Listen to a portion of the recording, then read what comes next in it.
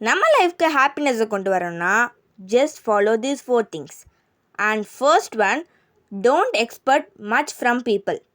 Watts explanation? அதாவது நம்ம ஒருத்தவங்க மேலே வைக்கிற எக்ஸ்பெக்டேஷன்ஸை குறைக்கும் போது அவங்க மேலே இருக்கிற டிசப்பாயிண்ட்ஸும் நம்மளுக்கு கொஞ்சமாக குறையும்னு சொல்கிறாங்க.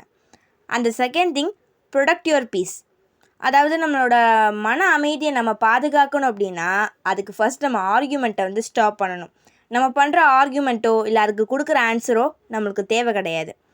அதுக்குன்னு எல்லாத்துக்கும் நம்ம பொறுமையாகவும் இருக்கக்கூடாது, அதுக்குன்னு அவசரமும் படக்கூடாது. அதை நம்ம மைண்டில் வச்சுக்கணும். And third thing, focus what you know and control. அதாவது நம்மளுக்கு ஒரு தெரிஞ்ச ஒரு விஷயத்த பண்ணும் போது மட்டும்தான் நம்மளுக்கான ஹாப்பினஸ் கிடைக்கிது.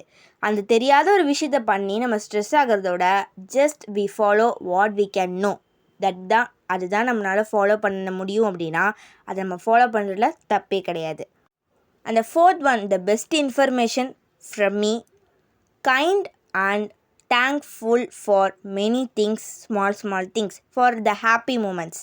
அதாவது நம்ம ஒவ்வொரு சின்ன சின்ன சந்தோஷமான மொமெண்ட்ஸ் வரும்போது அதுக்கான ஒரு சின்ன தேங்க்யூ சொல்லலாம். அந்த தேங்க்யூனால் நம்மளுக்கு நிறைய ஒரு பெரிய சப்போர்ட் அண்ட் ஒரு ஹாப்பி கிடைக்கும் அப்படின்னு சொல்கிறாங்க.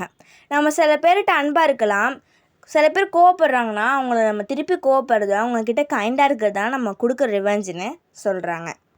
I think you can understand this 4 things and follow.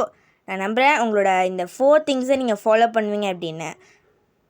Okay, Tata, bye.